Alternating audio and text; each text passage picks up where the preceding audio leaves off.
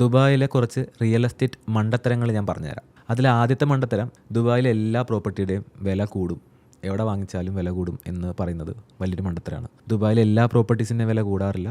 Particularly പല locations, പല developers, അവരുടെ ക്വാളിറ്റി, അങ്ങനെ പല ഫാക്ടേഴ്സ് ഒരുമിച്ച് ഒരു ലൈനിൽ വരുമ്പോഴാണ് പ്രോപ്പർട്ടി പ്രൈസ് കൂടുന്നത്. അപ്പോൾ ചൂസ് ചെയ്യുമ്പോൾ നല്ല ഡെവലപ്പർ ചൂസ് ചെയ്തില്ല, നല്ല പ്രൊജക്റ്റിൽ നല്ല ലൊക്കേഷൻ ചൂസ് ചെയ്തില്ല എന്നുണ്ടെങ്കിൽ പ്രോപ്പർട്ടി പ്രൈസ് കൂടില്ല. അത് ബയേഴ്സിനെ നന്നായിട്ട് ബാധിക്കുകയും ചെയ്യും. പിന്നെ രണ്ടാമത്തെ മണ്ടത്തരം, ദുബായിലൊരു പ്രോപ്പർട്ടി ബുക്ക് ചെയ്ത് അല്ലെങ്കിൽ ഡൗൺ പേയ്മെൻറ്റ് അടച്ചാൽ ഫ്ലിപ്പ് ചെയ്ത് പൈസ ഉണ്ടാക്കാം എന്നൊരു ചിന്താഗതി, അല്ലെങ്കിൽ അങ്ങനത്തെ ഒരു റൂമർ, അല്ലെങ്കിൽ അങ്ങനത്തെ ഒരു ശീലം ദുബായിൽ പല ആൾക്കാരും പറയാറുണ്ട്. അങ്ങനത്തെ ഒരു രീതിയില്ല, അത് മണ്ടത്തരാണ്.